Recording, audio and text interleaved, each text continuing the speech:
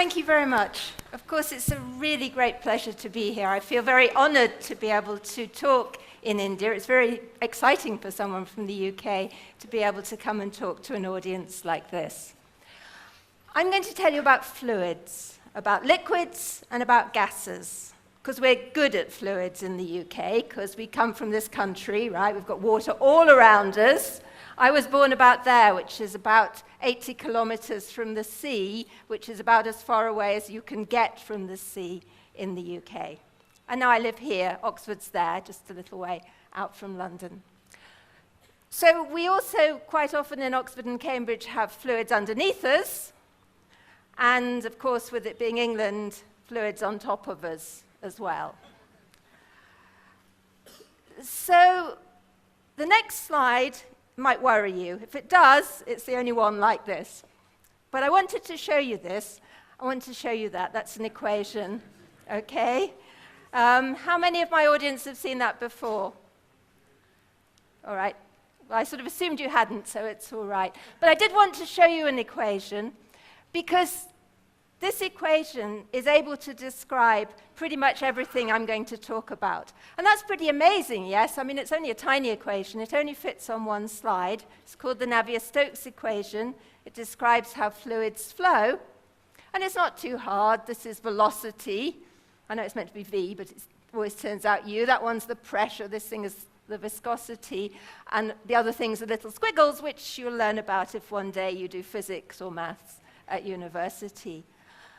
But I wanted to show it you because that's why I'm here, really. That's why I end up being a theoretical physicist, because I think it's beautiful the way an equation like that is able to describe so many things.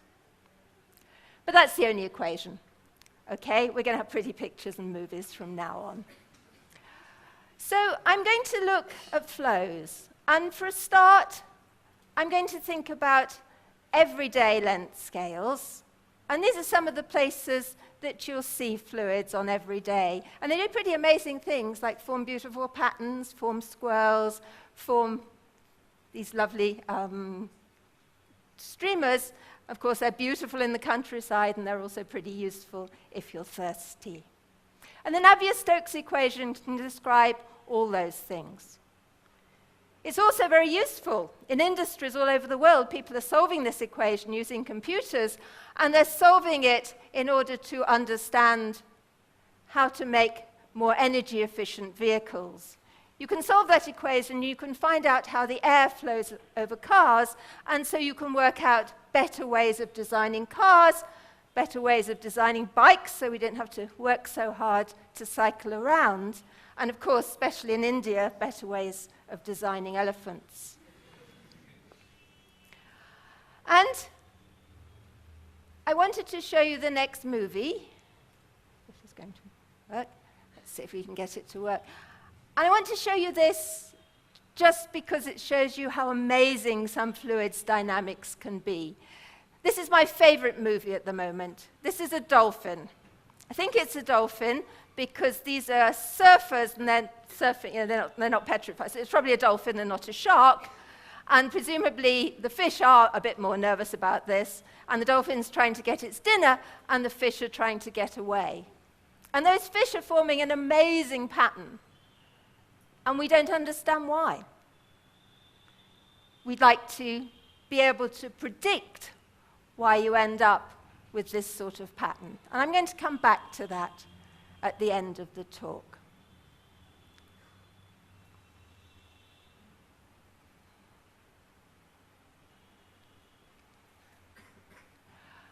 So I'm going to start on everyday length scales, and then we're going to go very small, and we're going to look a little bit at fluid mechanics on very short length scales.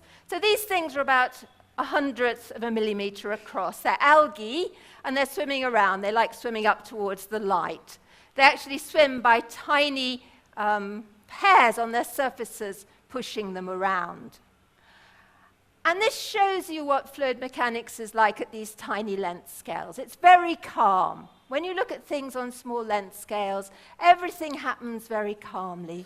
There's not much mixing, and it's all very beautiful. You can see how very slowly these bits of dust in the fluid are being pushed around as these little creatures swim around.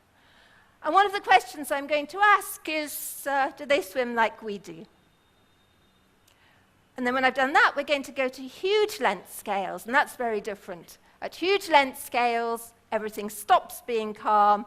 You have turbulence, you have mixing, you have horrible things like this, vortices. Everything becomes very violent. And that wonderful equation can describe what's happening on those tiny length scales and what's happening on these huge length scales. Okay, so let's start on the everyday. Just think how many things to do with fluids you see and you think about in a given day. So this is what happened when people at a university in the States tried to think about when they see fluids on their day.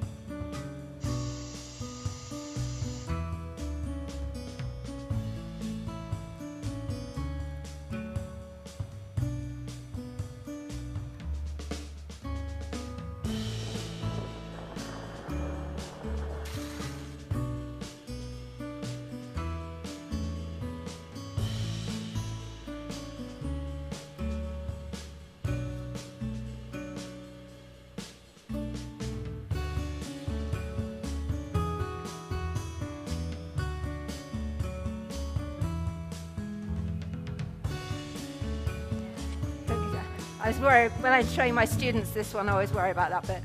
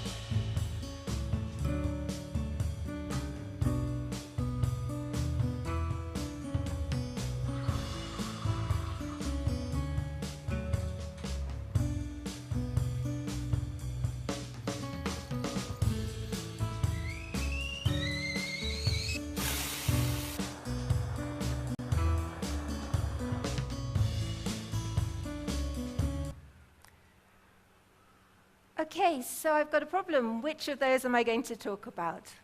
Well, I'm going to talk a bit about superhydrophobic surfaces. And there are two reasons for choosing that.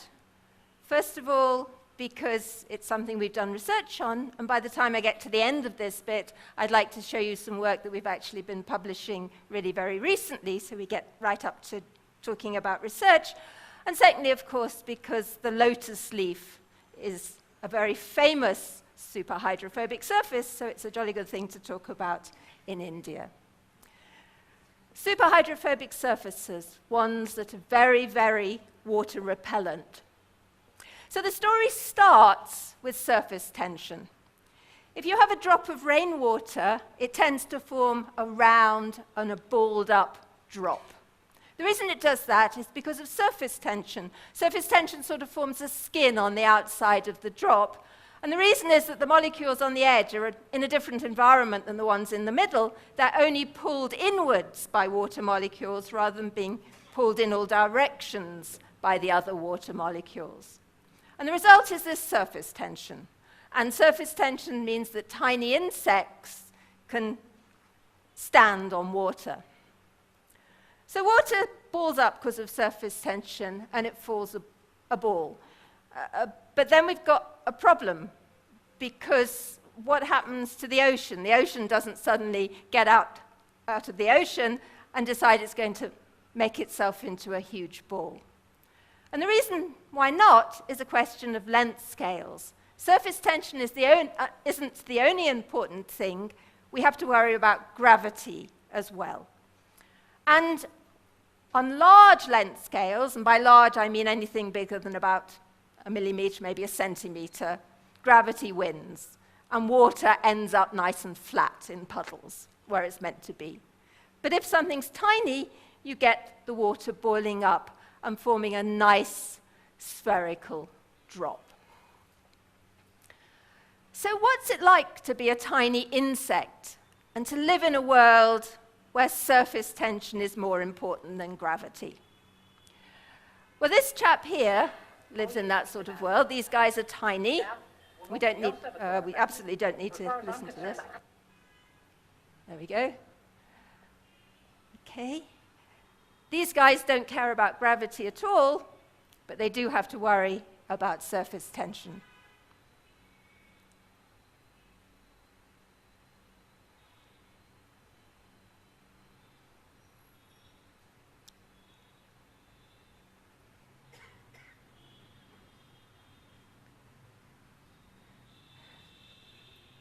So if you're tiny, raindrops are pretty big, and you have to work out a way of keeping dry.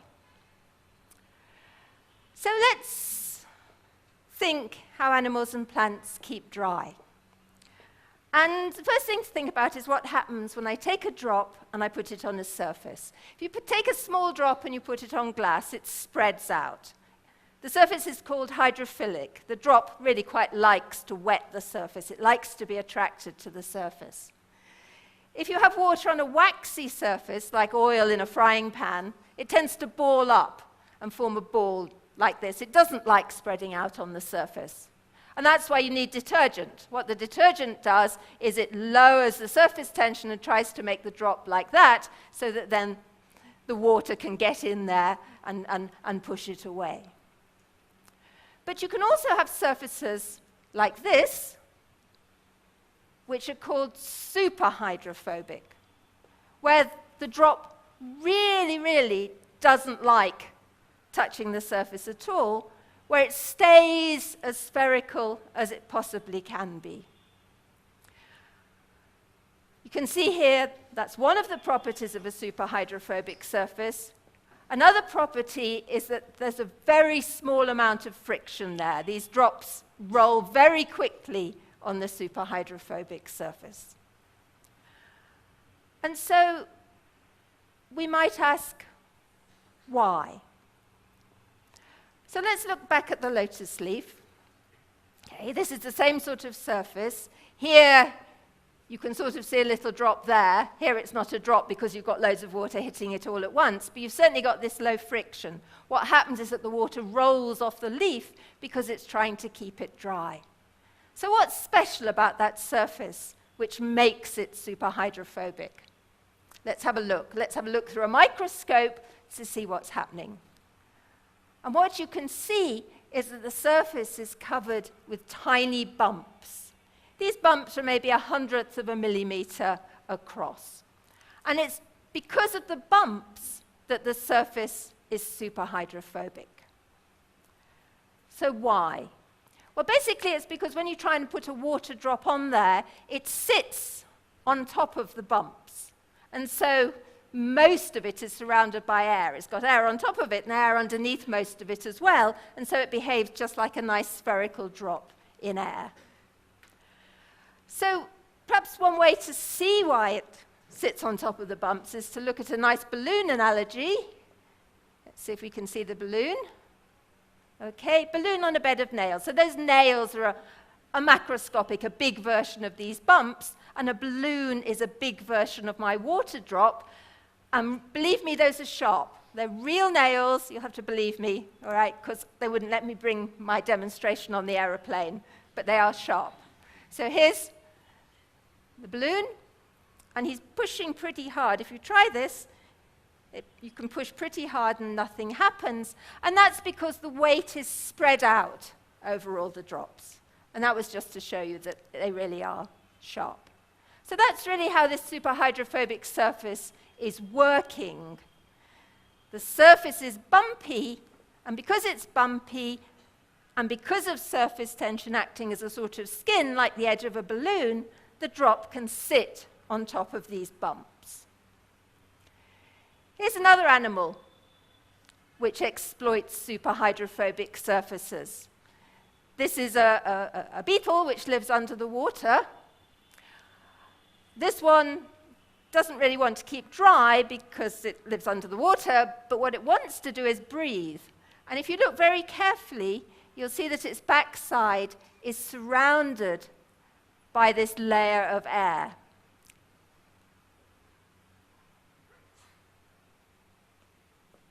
Aren't you there? Thank you. Okay, you can see it here. You can see it glinting a bit. And again, that's a superhydrophobic surface. It manages to attract the air because really what it's doing is it doesn't want to be next to the water, and so when the beetle dives down, a layer of air sticks around its backside so that it doesn't have to be near to the water. So let's look what that surface looks like. Let's look for spikes on this beetle's surface. And there, if we magnify the bottom of the beetle, you'll see it's covered with these hairs. And again, these hairs are spiky, and it's these spikes that are able to trap the air so this creature can breathe. So these surfaces look like they might be really quite useful. All right, imagine an umbrella which doesn't get soggy where the rain just bounces off. Can we build these superhydrophobic surfaces ourselves? And the answer is yes. This is a nice picture of a superhydrophobic surface where the posts are probably about 1/10 or 100th of the millimeter. And you can see how beautiful these patterns are until you knock them down. This is using soft lithography. Essentially, it's just a mold that people use to make the posts. But the trouble is it doesn't really work very well in practice. And the reason it doesn't work very well is that if you take a surface like that and you just try and push it like this, you're just going to knock all the posts down. These things are not very robust.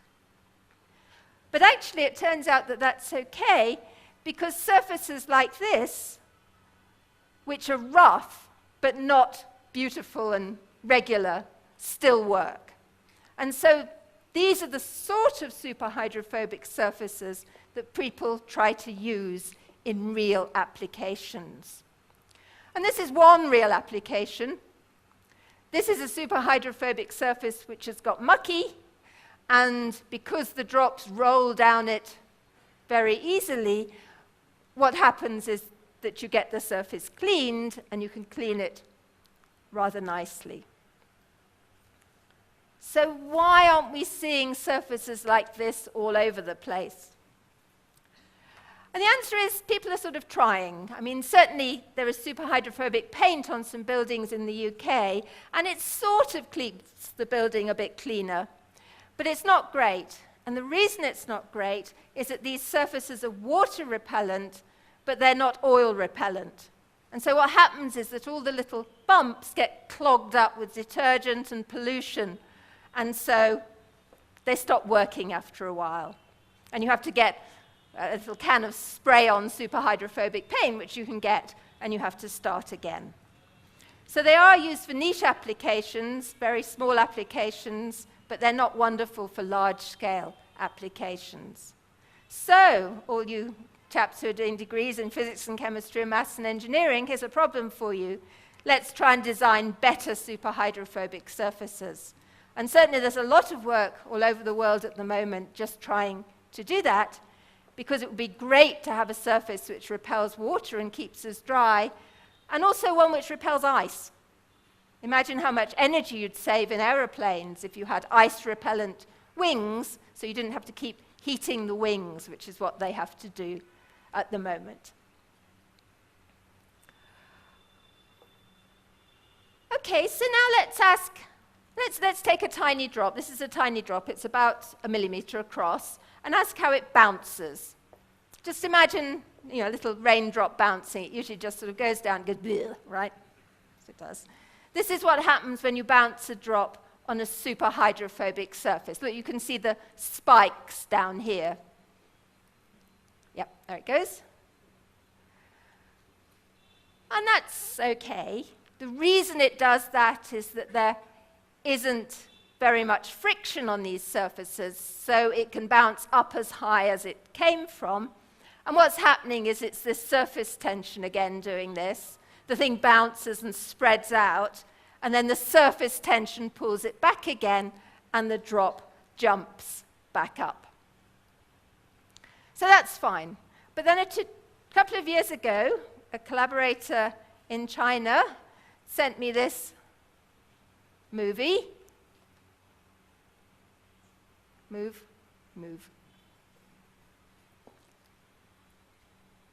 Yeah, there we go. This one bounces, it spreads out, but then it doesn't retract. It just bounces like a pancake. And we called this pancake bouncing for obvious reasons. And we'd never seen anything like it before, and we wanted to understand what was going on. Anyone got any ideas? So what happens is, because this thing's bouncing on a super hydrophobic surface, and it's actually one with quite big posts, when it lands, I've got a picture here of the surface, when it lands, quite a lot of the water gets pushed down between the posts by its inertia, by the fact that it's moving downwards. But these posts are hydrophobic, so they really hate having the water there, so they push the water back out again. So it really acts like a trampoline. And normally what happens is there isn't enough water between the posts to push the drop back up. But here, because it's bouncing hard, because it has a large impact velocity, what happens is loads of that water gets between the posts, and then it pushes back up, and it arrives just at the right time to push it off the surface where it's still in its pancake shape. Here's some pictures of that. What happens is that the fluid gets down here, and it pushes the drop back up there before it has time to retract. And for the experts in the audience, after a lot of hoo-ha and computer simulations and goodness knows what else, we just use simple harmonic motion to model that, and that's all you need. So in the end, it took me half an hour in a hotel room in China one day, but that was after a whole year of not really getting it. Well, I thought that was it, and then we had a message from a lady in Denmark, Professor Tina Heckscher, and I will let her tell you the story. Water balloon bounces off a surface. As you can see, the water balloon deforms completely on impact, then it retracts again, and then jumps off the surface. Balloon full of water, that is. When we look at a water balloon bouncing off the bed of nails, it again completely deforms, but in this case some of the material penetrates into the nail pattern. And much like a jump on a trampoline, this material will recoil back and lift the water balloon off the surface in the pancake shape before it has time to retract. So this is the famous pancake bounce. Now let's look and compare the two water balloon movies again.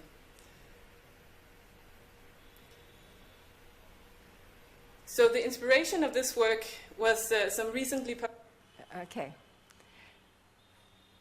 So there's the comparison. This is a tiny drop bouncing off a super hydrophobic surface.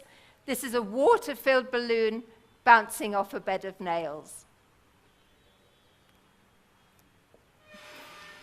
This was an undergraduate project, and we really were very pleased to see that, because we just thought it was very, very cute. Okay, so this, I think, if I've got it right, is just a sort of interlude. Let's see, yes. We certainly don't need the sound in this one. Yes. We finished doing everyday length scales now. In a minute, we're going to go to tiny length scales, but I thought we'd better have a rest on the way. So I learned quite a lot of this fluid mechanics because I teach now our third years, the fluid mechanics course. And one of the nice things about it is there are loads of nice movies which you can get off the web to show them when they're getting tired after about 30 minutes of the lecture. And this is one of their favorites.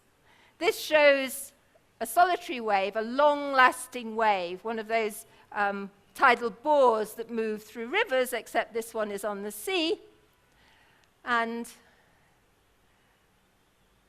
just see what happens.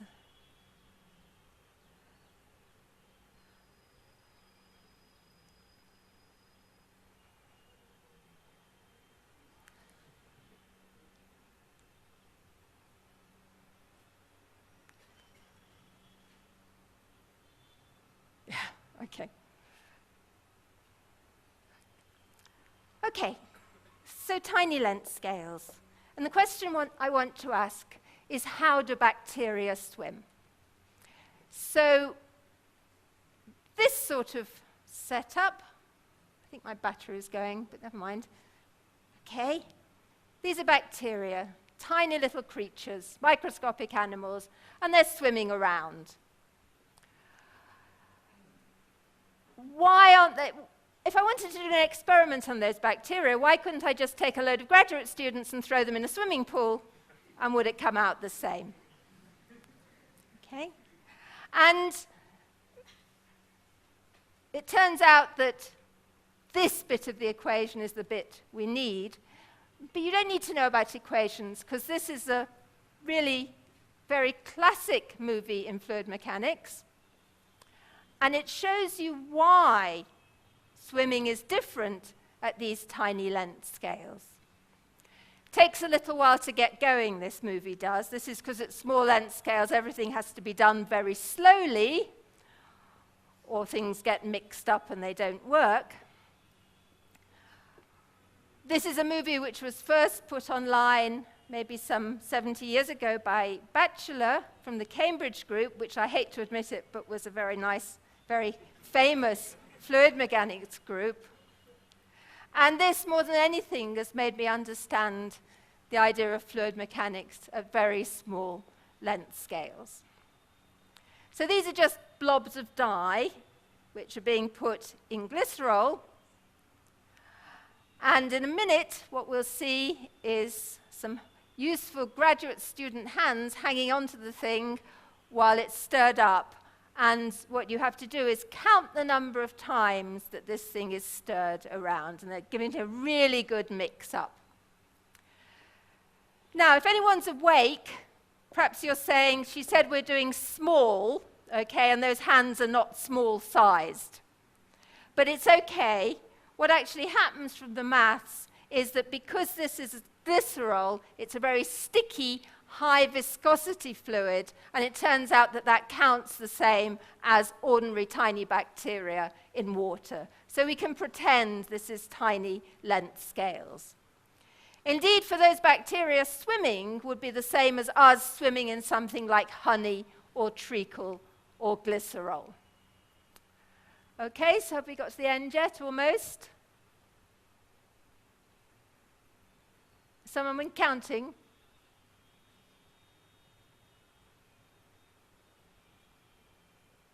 Oh, we're undoing it now, aren't we? So we're undoing it. Yes, we're undoing it. Okay, so it was 7 times round. I must have just missed the end. 6, 7 times back. And there we are. On these tiny length scales, fluid mechanics is reversible. There's no time dependence in there. And if I manage to write down the equation, we can actually do the maths as well, right? T is time, and it's gone. That's all there is to it. That's all there is to fluid mechanics at low-length scales. I don't think we need to see it again. Okay, so if I'm a small animal and I'm trying to swim, I do my swimming stroke and I happily move forwards, but then I do the rest of the stroke, and if it just goes backwards in time, I move backwards to where I was, and I spend a long time flapping around and not getting anywhere. So tiny animals have to have a swimming stroke which is different seen forwards in time and backwards in time. And that's why they're these funny shape with these funny flagella sticking out. As they beat their flagellum, it makes a wave. And waves have a direction. You can see that a wave's going that way, and if you reverse time, it will be going this way. Another thing they do is sometimes have a helix. These are sperm cells, well, I don't think those do, but sometimes they have a helical sort of propeller because a helix had a handedness to it, and if it goes one way, it's right-handed, and if it goes the other way, it's left-handed. And similarly, these things, cilia, these are the things which sit on the inside of your lungs and which pump out all the mucus, the thing which goes wrong if you have cystic fibrosis. If they just had a stroke which went like this, nothing would work.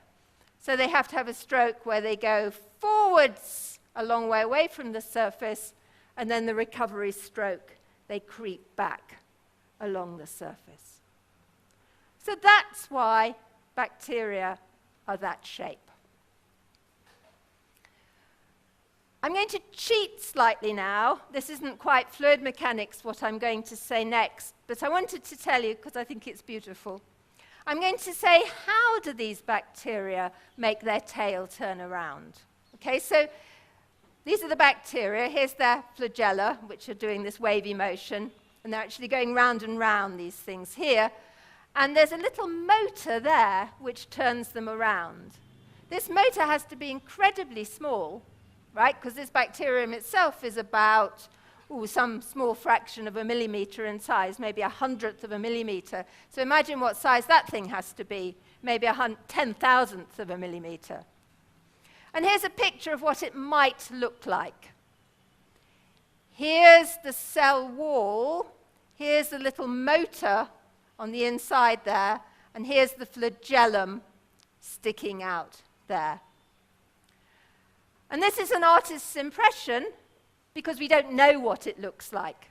We don't know what it looks like because it's difficult to see things that small, especially when they're moving fast. And these things rotate at about 100 revs per minute when they're loaded. This is the length scale, 27 nanometers for the experts. Some tiny 1/10,000th of a millimeter. Imagine trying to make an engine that size. If we tried to make an engine that size and it started to move, friction would kill you before you'd even started. And these things are proteins, all right? Each of these little blobs are proteins. So this thing is made by the bacterium cell putting those proteins together in a certain order. And this is maybe a guess about how it might do it, but we don't know how it does it. And if we did know how it did it, it would be great, because then we could build these amazingly efficient motors ourselves. They might be tiny, but they are much more efficient than cars.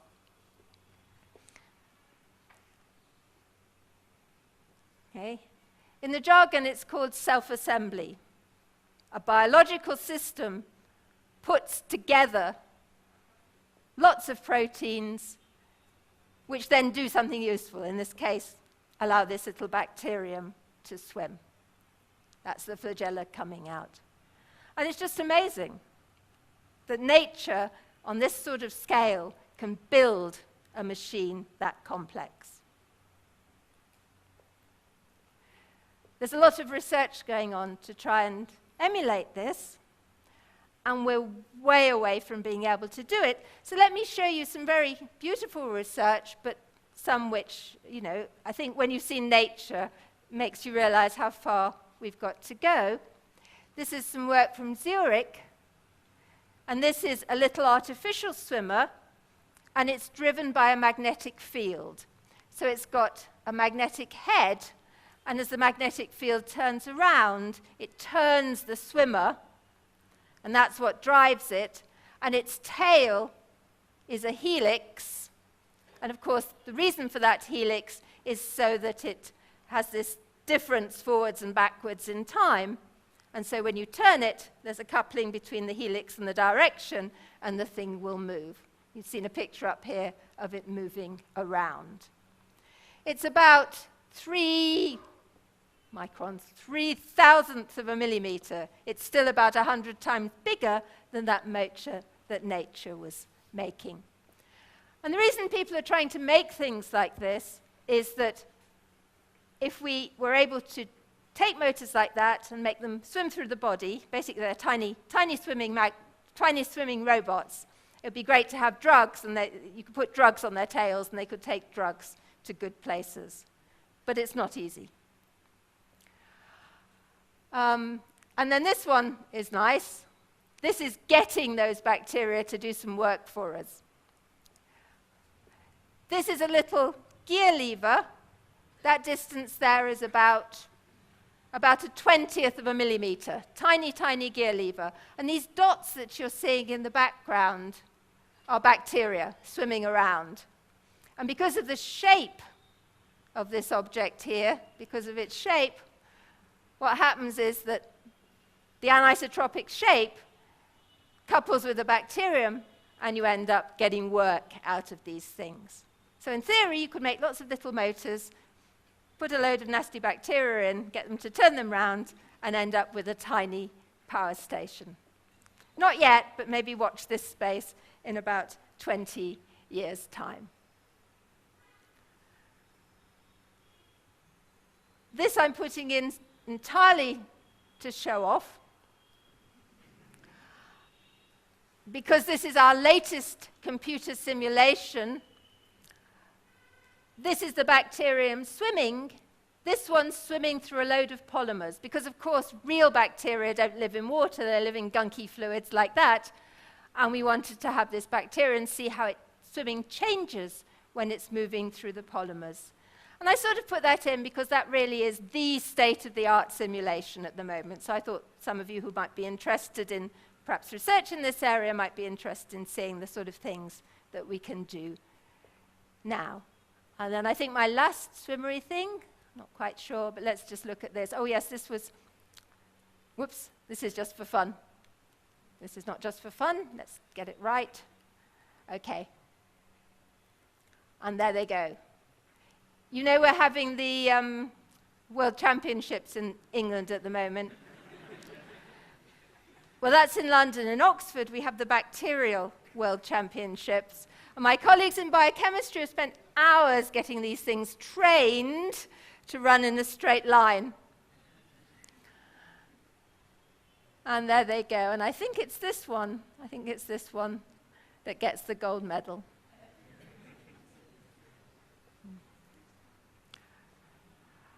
Okay, so that's my story about tiny length scales.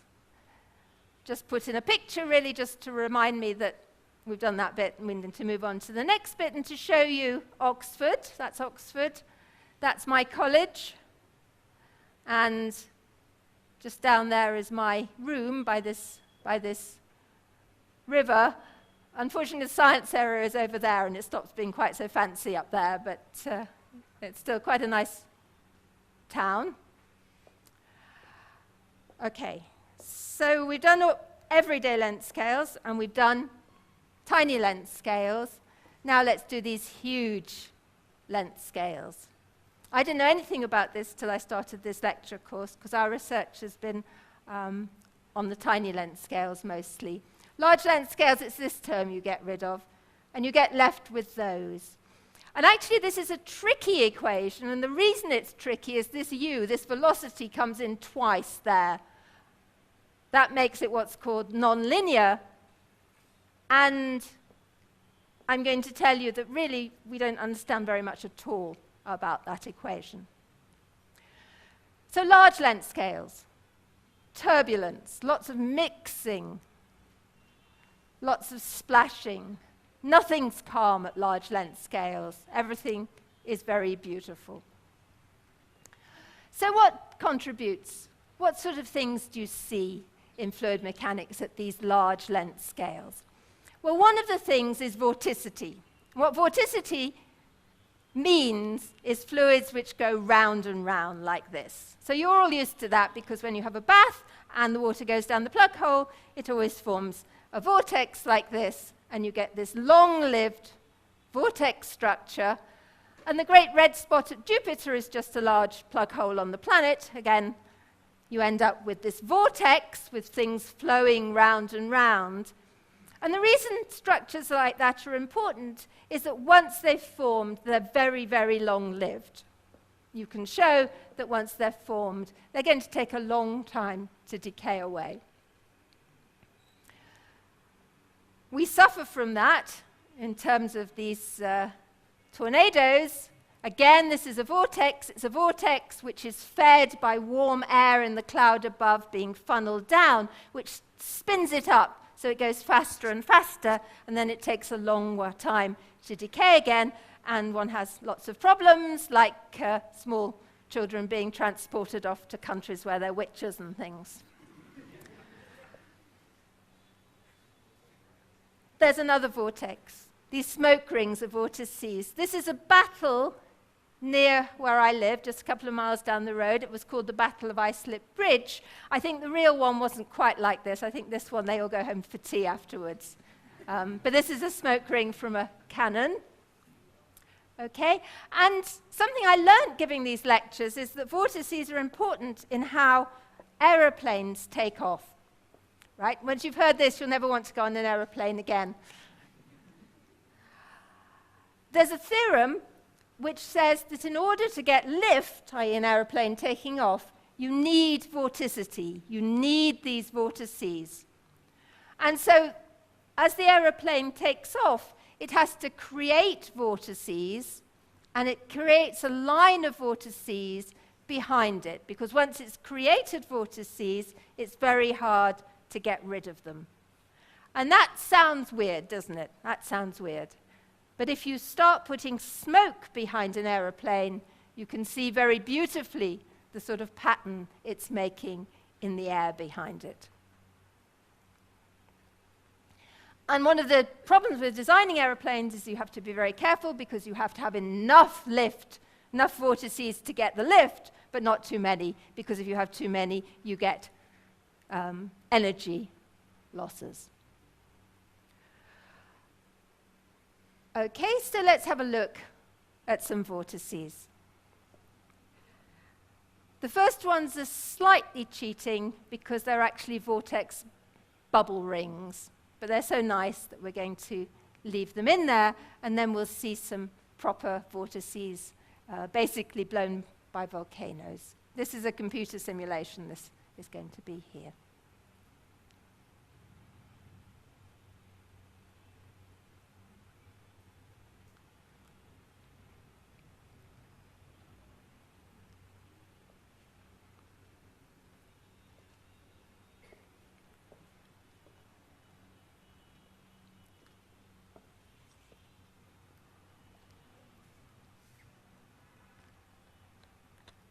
Oops, I'm sorry. That was me pressing this when I tried to open that. Oh. Sorry, I think we better start it from the beginning, because if I try and move it through, I'll get in a mess. I'll put that down so I can't do it again.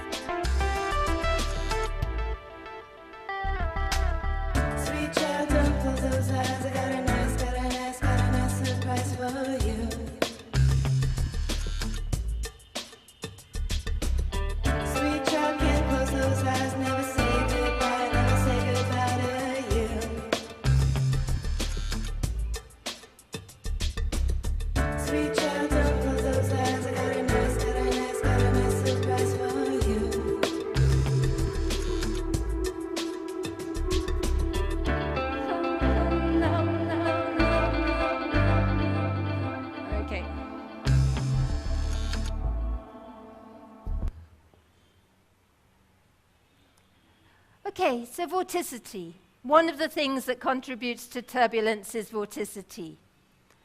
Another one is mixing.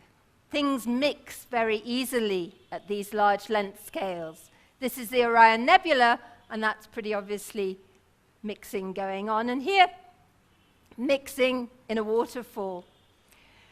Mixing and chaos. Imagine two tiny bits of water which start at the top of the waterfall very close to each other. By the time you've got to the bottom, they could be anywhere. And that's what chaos means, that a tiny change at the beginning can end up with a huge change later in time. And that's why it's so difficult being a weather forecaster, that really the weather, our planetary system is chaotic. Some of you may have heard of the butterfly effect.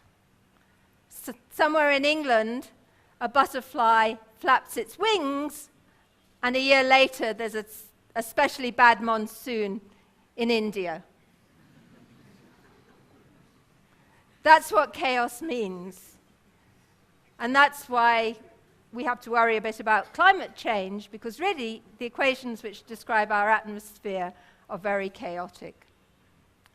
So we've got mixing, and we've got vorticity.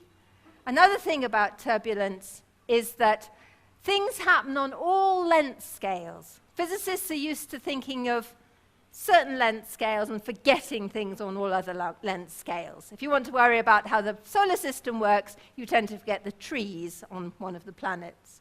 But you see here, if you look at the vortices in the Earth's atmosphere, you get tiny ones and bigger ones and huge ones. You get structures like this, where you see things on all length scales. And that's one of the reasons why turbulence is hard.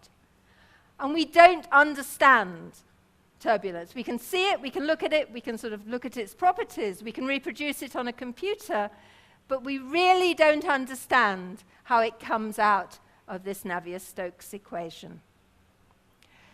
This is a picture that Leonardo da Vinci drew. He was a famous Italian polymath in the 17th, a long time ago, about 400 years ago, all right? And he knew about the vortices, he knew about the mixing, and he knew about the different length scales. And in some ways, we're not very much further on than that. So, you clever young students, here's a good problem for you. If you solve turbulence, you'll probably get a Nobel Prize, all right? Just understand how this very simple equation can give rise to such amazing properties. And it's been a problem for a long time. This is a quote, which probably apocryphal, was attributed both to Heisenberg and to Zahar Islam. Okay. And it's an absolutely beautiful question.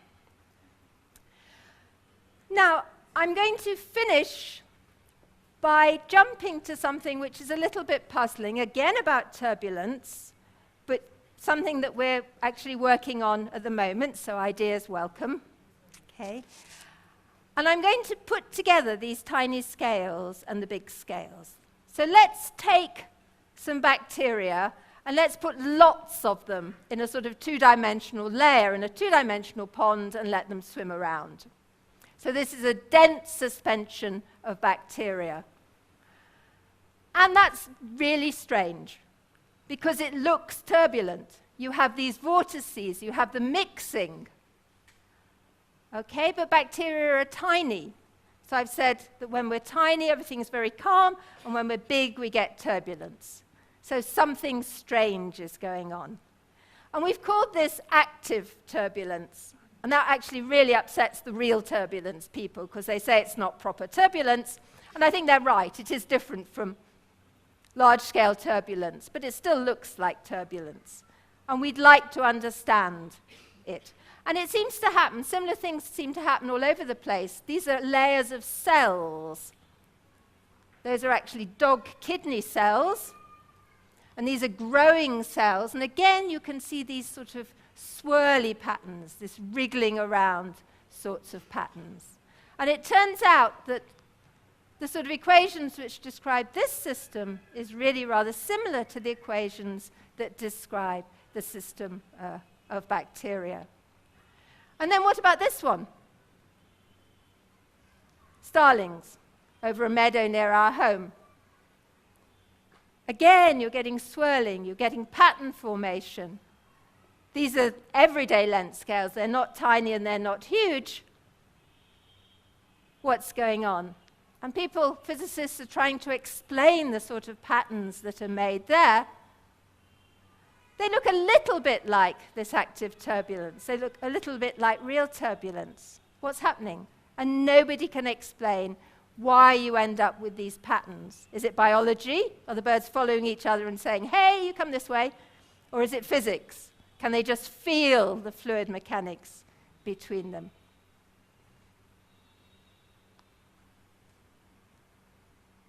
And of course, this brings me back to where I started.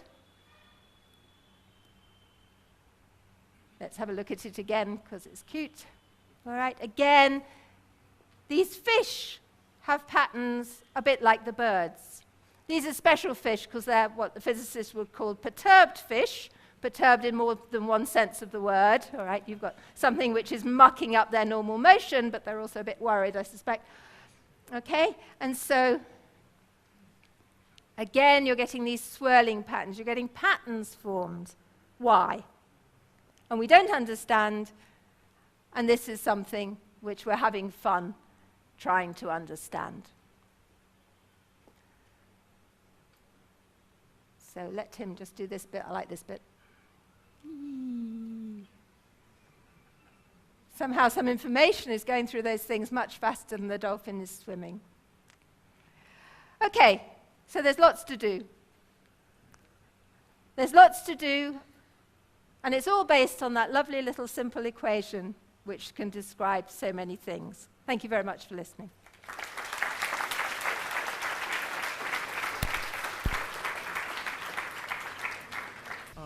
I wanted to understand how this design of super hydrophobic surfaces vary with the type of fluids. Like at one side you have Brigham plastics like everyday toothpaste or tomato ketchup. Or at one side you have municipal pipelines where the water is flowing and you want that pipeline to be made rust-free by making it hydrophobic. So how does the design approach change for different types of fluids in making the surface super hydrophobic? It depends very much on the exact chemical interactions between the fluid and the surface. It's fairly easy to make things super hydrophobic for water because water tends to wet the surfaces less. But if you start using oils, oils wet surfaces more, and so they tend to go down between the bumps, and you have to have overhangs to make it work.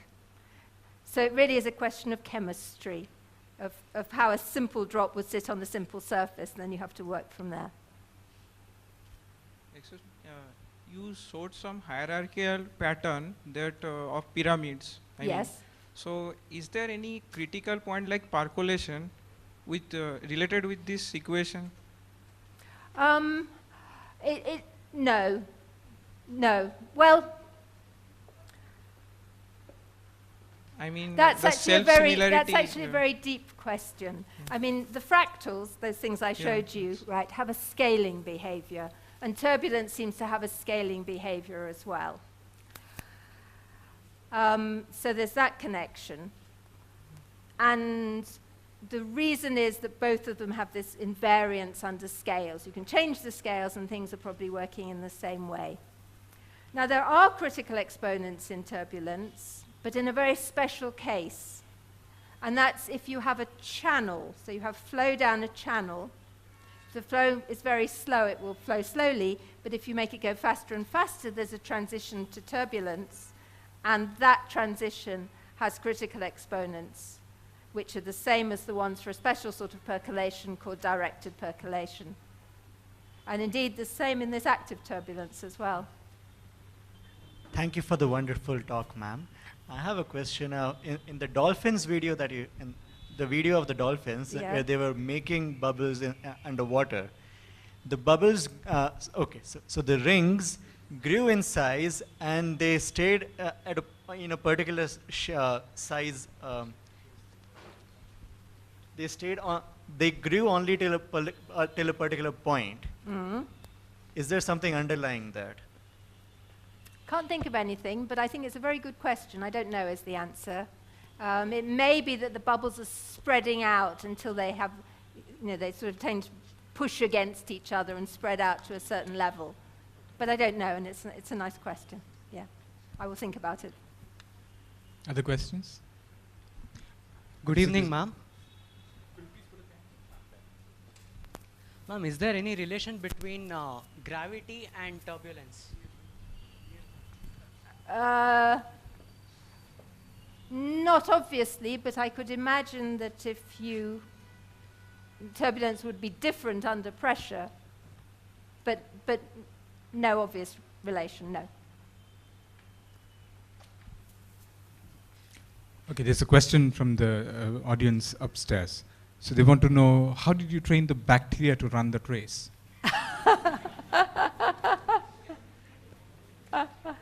All right, we cheated a bit. Right. I think you take lots of pictures of bacteria till one of them happens to go in a straight line. And then you put them on the picture. Yeah, sorry, it was a bit of a cheat. But that was published in Nature, actually, for the Olympics. Yeah.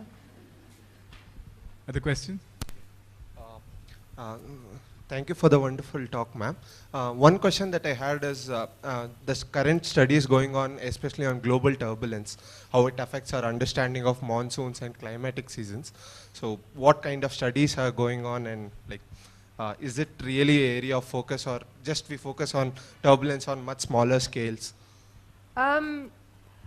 People are looking at turbulence on all sorts of scales. There are a lot of people doing work on turbulence. And I think a lot of it is numerical now. So people can now reproduce turbulence on computers and can now get big enough simulations to be able to ask sensible questions. So that's one of the things that's going on. Another thing is to build big experiments where they have turbulence inside, some huge channel, and then put wires across, which enables to measure the local velocity so they can actually get a 3D velocity field. I guess things like turbulence inside high-energy plasmas is important because that's going to make a difference in terms of fusion. And people are obviously looking at turbulence in atmospheric turbulence, well, atmospheric too, but also astrophysical turbulence. So there's an awful lot going on. I mean, hundreds of people all over the world are asking questions. Yeah. Can we remember this lady? Yeah. Yeah, hello ma'am. I have two questions. One is the bacteria, you said that we have not yet been able to find out how they move their flagella. We are not able to go down to that scale. Don't we have microscopes going down all the way that level? That is the first question. The second one is when the water you showed... Should we do that one first? Yeah. Yeah. I mean, people actually can look at that scale, but the hard thing is to look at the dynamics, how things are moving at that scale. And the best I know of is they're able to see the motor. It actually doesn't go round like this. It goes round in jumps, as it jumps from sort of one protein to the next. And they can see those jumps happening, but not quite how they happen. Yeah, but people can get down to subcellular levels, but it's, it's pretty blurry down there. Okay. Then the other one is where you had this water drop falling on the nail-like structure.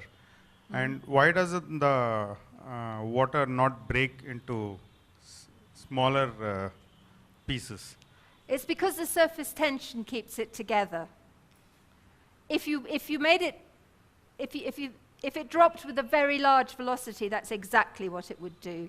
But at these small velocities, it tries to escape, but the surface tension keeps it together. Hi. It's sort of a general question. You showed the great red spot on Jupiter, and so on these very large length scales on these giant planets, you have these very stable storms. Even on Saturn, I think there is this hexagon. But on Earth, you don't have storms which are stable over years. is there a special reason? The length scales, is it that it's something that can happen only on the giant planets, but not on Earth-sized planets? I suspect there are people in this audience that knows the answer to that question much more than me. My best guess would be the increased density of the atmosphere there. But that's a guess. In the Jupiter, yeah. But that's a guess.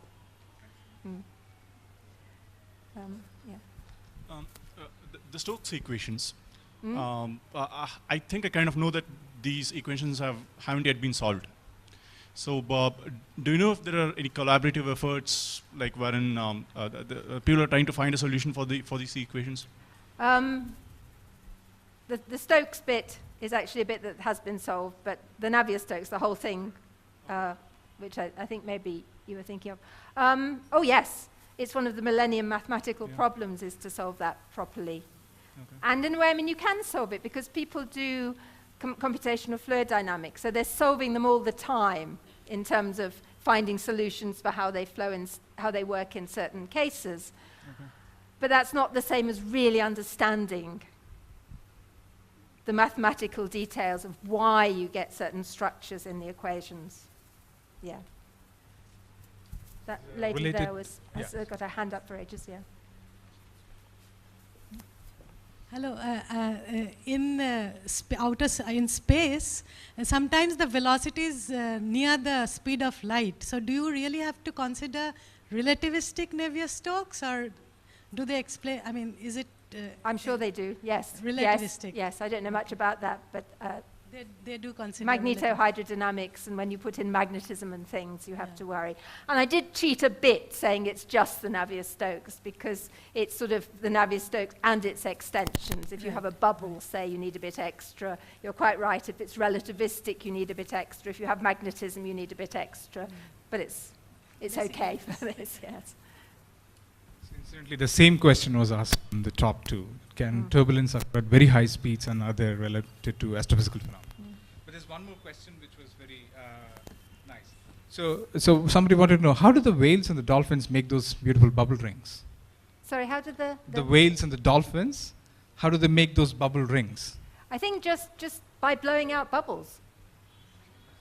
Yeah, like smoke rings, yes. They're rather better at it. I wanted to do smoke rings in my lectures, but we're not allowed anymore. Other questions?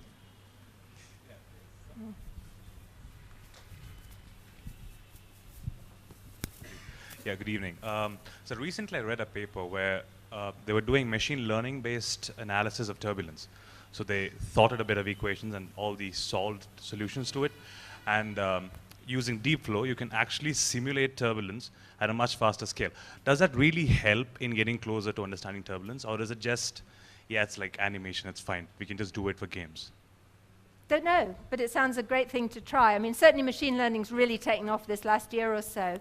And people have been trying to solve this for 40 years, so any new ideas are great. I'm not enough of an expert to say more than that. So there's a question again related to the thing from the top. So why is the turbulence so difficult to model? Why is there an intuitive way of it? I think it's because the equations are what's called nonlinear. There are two u's in there, and the minute equations have these terms, all the approximations get more difficult because all the approximations you make start breaking down. Other questions? Is turbulence affected by celestial events like asteroid, closeness to the Earth, eclipses? Don't think so. Not really. No. I think an event like an explosion in space, like these exploding stars, will lead to turbulence because everything's huge and moving so fast. Thank you. Good evening, ma'am. I have a question. In a macroscopic world, swimmers do swim in water, and swimmers do swim in water. Yeah. I can deduce their motion by applying Newton's laws. But in microscopic world, like flagella, the pattern of stroke is entirely different. Yes. Like, so how do they move? Do they use a turbulence in the fluid to does that turbulence causes the emotion, or the flagella creates the turbulence? No, it's just because the flagella is moving around, so it means that it pushes on the water. So there's a pushes, and then there's a reaction against the swimmer, which moves forward. So both are same. So it's not quite Newton's laws, no, because there's no inertia there. There's no. If it stops swimming, it will stop dead, right? If we're in a swimming pool and we're swimming and we stop swimming, we glide, and that's inertia, and that's not there. But the actual swimming bit is similar, apart from this having to be different forwards and backwards in time. So there was one more question. So Navier-Stokes equation, when you look at turbulence, why do you knock off the last term? I mean, what's the physics behind removing the viscous term? It's at large length scales and high velocities, you work out which terms are important. And that one isn't compared to that one. So if you want the fancy term, it's at high Reynolds number. And similarly, at these small, slow scales, you can knock off that one, and that one's important.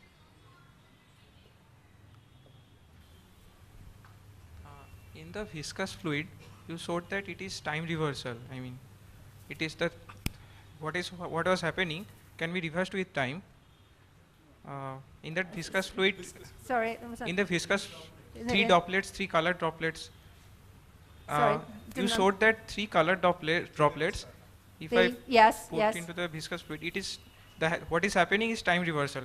Yes, because you go around one way and then you do exactly the same thing the other way. So therefore, you cancel the left side term because there is a one time. I mean, one time t is operated. Differentiation is operated. That breaks the time reversal. If I put t to minus t. Yes, that's right. That term can't be there. That's one way of thinking about it. But I am saying if it is not a general equation, if one equation can be given that del 2 del t2, then it can gives the time reversal. I mean, is it not only by cancelling it, can it be extended with a equation which not breaks the time reversal? That's right. It wouldn't work if you had Newton's laws of motion, for example, but that's not what we have because we're looking at something which is swimming. So it's this equation. It's not everything that's small. It's everything that's small governed by this equation. Yeah. You mentioned that turbulence kicks in at large length scales and high velocities. Now, if you push that logic to the limit and think of the cosmic fluid, which is a very large length scale and very high velocity, why is there no turbulence when the universe expands? Because there isn't enough density. And I think there might be turbulence if you look at things on, a huge length scale. It's pretty random where the velocities are. So I'm not convinced there isn't turbulence. Okay. But it doesn't look like turbulence because the density is so low. Thank you for the talk. And I just had a question like, why don't plane surfaces have that surface tension to keep the water droplet intact? Why which surfaces? No. Why don't plane surfaces have the like? You mean aeroplane surfaces? No, flat ones. Yeah. Yes. So why don't they have that surface tension to keep that droplet intact? So you mean why does it spread out like that instead of being a ball? That's a brilliant question. And the answer is that because as well as interacting with itself, the little molecules are interacting with the surface, all right? So the molecules in the water see the surface, and the molecules in the air see the surface, and the molecules in the water see the air. And you have to balance that. And the thing wants to lower its energy, and it does it by spreading out on the surface.